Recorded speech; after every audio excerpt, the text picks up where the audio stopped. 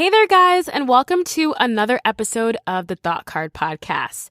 Today, I have a very special episode for you guys because we're going to be talking about how to set financial goals. Now, this episode of the Thought Card Podcast is sponsored by my very own brand new course, Back to Budgeting Basics. In this course, we debunk the myths that budgeting is hard, and I help you create a personalized goal-centric budget that aligns with your priorities and values.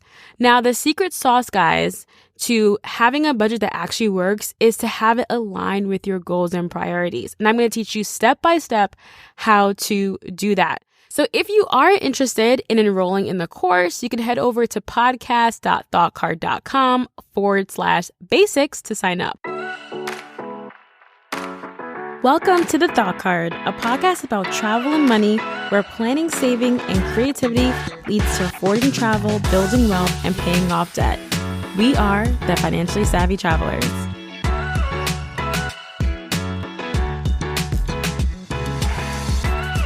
So, it is time for us to show up for ourselves and boldly set our financial intentions for the new year, my friends. My word for the year is committed, and I am committed to taking action. And my goal is to help you do the same. But before we get started and, we go off to the races, we really need a game plan. And setting your financial goals or setting intentions is one of the most important things that you can do. And that's what we're going to focus on today. Also, by the way, financial goals and setting financial goals is actually the first thing that we cover in the Back to Budgeting Basics course. So what are goals? Goals allow you to visualize and create your future today. Okay, I'm going to say that again because it's pretty deep, but goals allow us to visualize and create our future today. And that's powerful, because we're really creating something kind of out of thin air, right? And we're creating it in our minds, and we're going to be taking action and taking steps to get there in the future. But what I found is that a lot of us set intentions and goals in the new year, and by the time February, March comes around, we abandoned our goals. And at the end of the year, we're like, what did we do? Maybe we didn't accomplish as much as we wanted to, or we're not as far along because we got distracted for whatever reason. But I found that, in addition to actually taking action on your goals, you have to set the right goals. And you have to set the right goals knowing who you are today. So in this episode, I'm going to share with you 6 things to consider when you're setting financial goals. And these things are super important because I believe that they're going to help you set you up for financial success. So the first thing we're going to talk about is assessing your current situation. When you are setting your goals, what you're really doing is assessing where you are right now.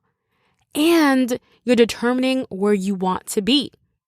So you're going to ask yourself 2 questions. Where am I right now? And what do I want to accomplish? So here's my real life example. As you guys already know, I talk about this all the time on the podcast, that I have a mortgage. And I want to get rid of my mortgage.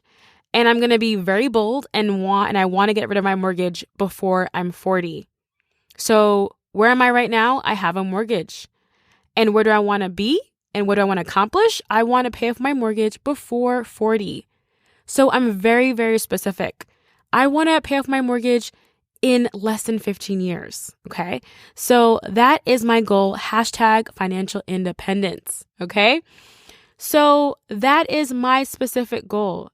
And I figured that out by figuring out where I am right now and also thinking about where I want to be and what I want to accomplish.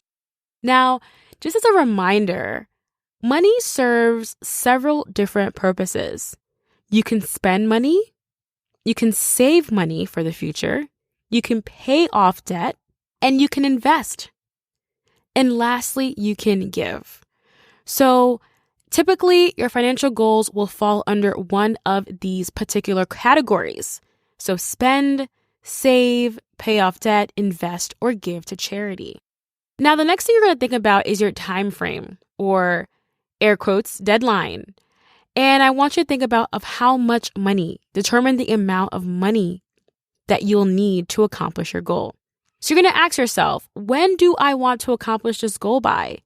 And what's the amount? So for me, saving for, paying off my mortgage is a huge, huge, huge goal. But for 2019, I said to myself, you know what? I want to make $10,000 in extra mortgage payments. So that's my goal. I'm very specific about it. I said I want to pay $10,000, which is the amount, and my time frame is in the year of 2019. So I have 12 months to accomplish this goal. All right. So does this goal stretch me? Absolutely. But is it impossible? No, it's not impossible. And I know I can do this goal because I have saved over $10,000 when I was saving for a down payment on a house. So I know with certainty that I can do it again. So it's really important when you're thinking about your goals to give yourself a deadline.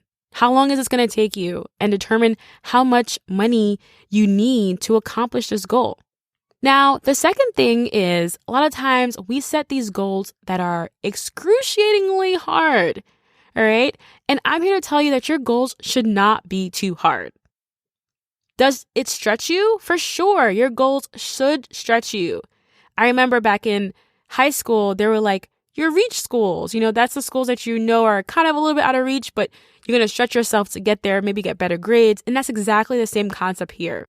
So you want to set goals that will definitely stretch you. But at the end of the day, it's realistic and it's not too over the top. So for example, for me, if I've never saved $10,000 before and I never saved anywhere remotely near $10,000, I would say to myself, you know what? I'm going to save $5,000 or $3,000 this year because $10,000 would be way too big. And at the end of the day, if I don't make it, I would get so discouraged. And then I would give up. And then I would be nowhere near paying off my mortgage, right? So I really want you to think about the kind of goals you're setting for yourself. Is your goal too hard?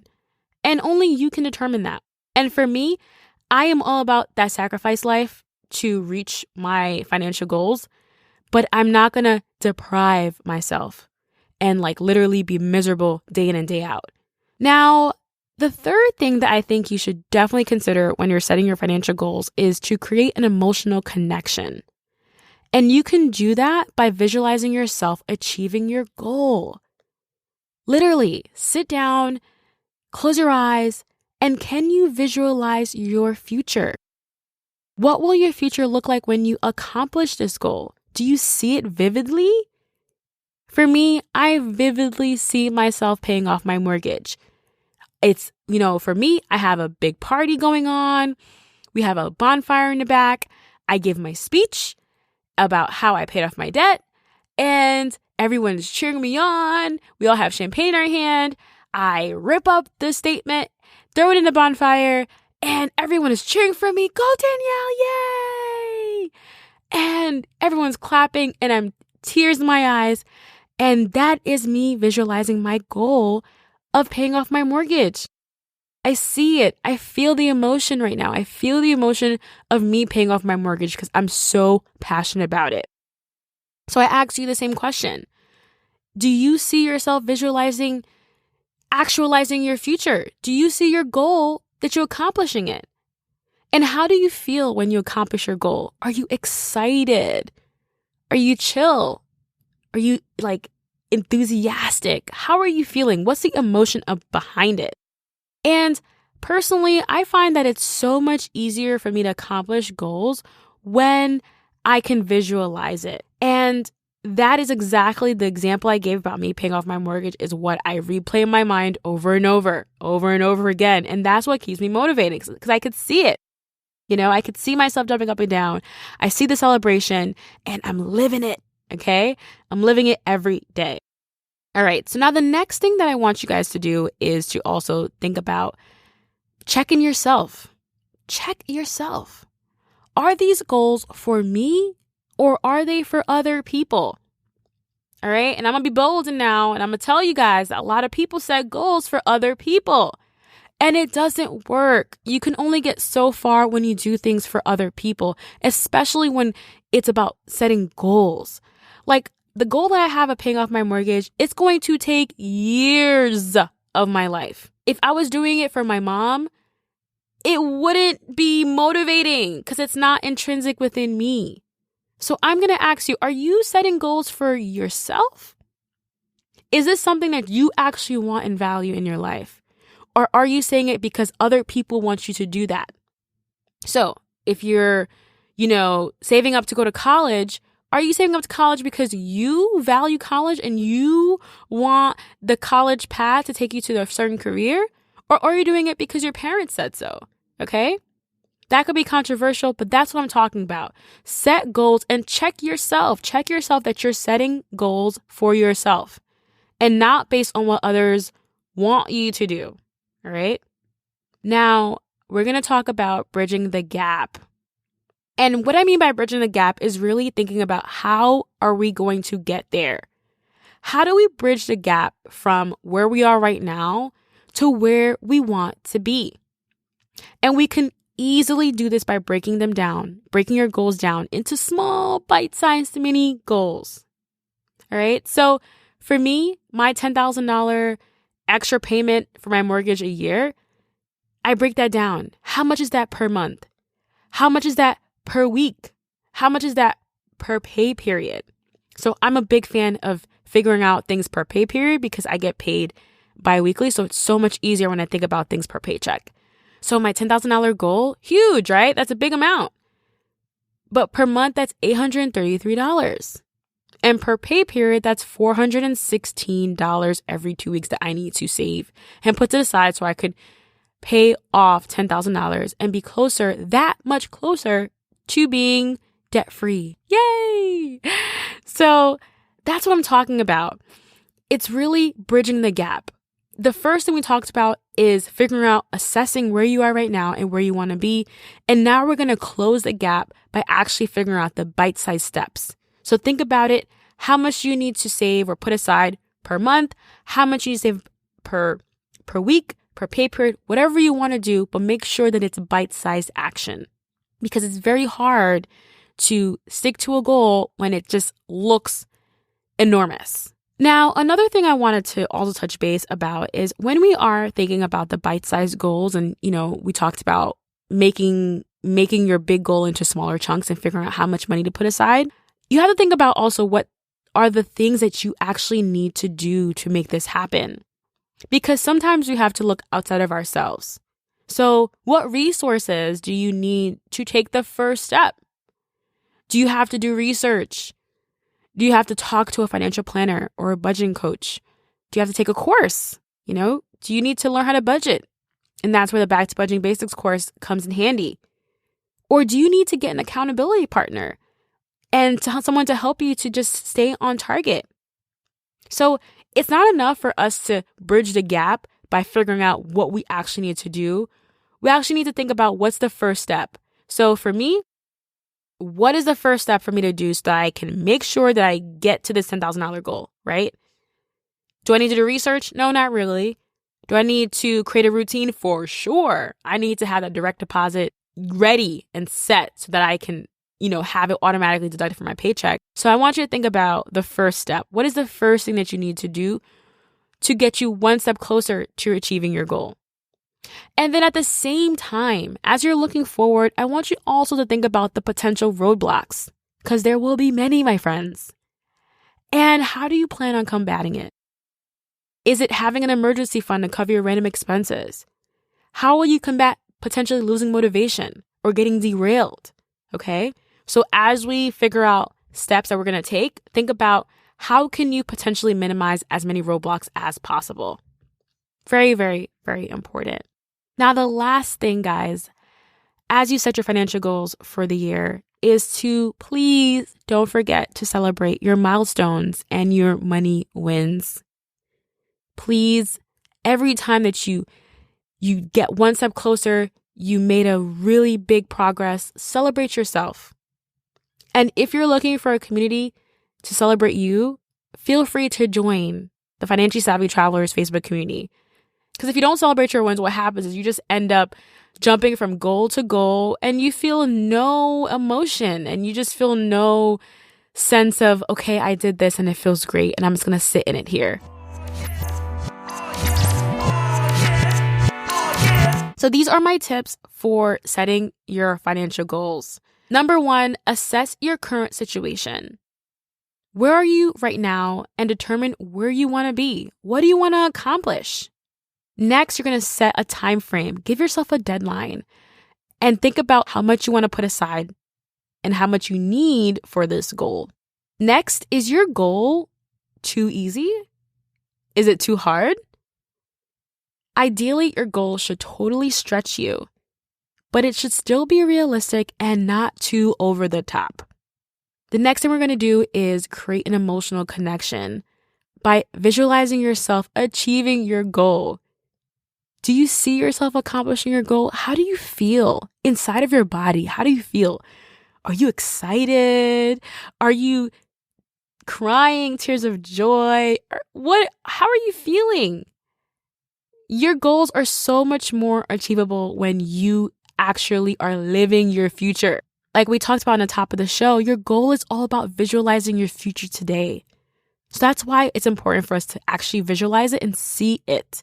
See your goal. And listen, if you can't really see yourself accomplish your goal, it's okay. Go back to the drawing board. Think about something that you're passionate about, something that lights you up, especially when you have super long-term goals, like paying off student loans. I had $63,000 of student loan debt. And when I started my journey, I had to literally see myself debt-free. And I know a lot of us were like, well, I can never imagine my life without debt. Then you will always be in debt. If that's the case. You have to visualize your future today. You have to be able to see it. And if you can't see it, perhaps that means that you should think about setting another financial goal, something that you're more passionate about. Because a lot of us have student loan debt and not everyone is passionate about paying it off. And there's no shame in that. But it's really important for us to create an emotional connection and visualize ourselves achieving our goals. And that's how that brings us so much more closer. Next, we have to make sure we check ourselves. And this means, are we doing this for us or are we doing this for someone else? Are we doing this based off what others want for us? Our friends, our family, our teachers? Sorry, but not sorry, but these goals have to be for you. What do you want in your life? What do you value in your life? And those are the goals that you should stand by and stick by. Next, we're going to bridge the gap. Think about what are the many actionable steps that you need to take to get there. And like I talked about personally, I love breaking down my goals by pay period because it's so much easier to know, okay, this paycheck, I'm going to be taking out this X amount of money. And, it's important to think about the resources. What are the things that you'll need to take at least the first step? Is it talk to an expert, create a routine, get a course, or get an accountability partner? And what are the potential roadblocks that might get in your way? And lastly, celebrate your wins. #MoneyWins. Celebrate them. Do something nice for yourself, even if it's a walk, going for a walk or going to the beach or you don't have to spend money, guys, to have fun, as we know. Thank you so much for listening to this episode. And I'm really passionate about helping you set your financial goals and for you to crush it this year. I believe in you. We are going to crush it in 2019. And honestly, it starts with mindset. It starts with setting the right financial goals. And I cannot wait to hear all about your financial success. If you loved this episode, take a screenshot and share it with me on Twitter or Instagram. I love seeing that you guys are listening and you're vibing with the episodes. It means so much to me to know that you're out here listening. It means a lot. Spread the word. Travel and money, right? Thank you guys. It was a pleasure talking to you. And I will see you in the next episode of the Thought Card Podcast. Bye for now.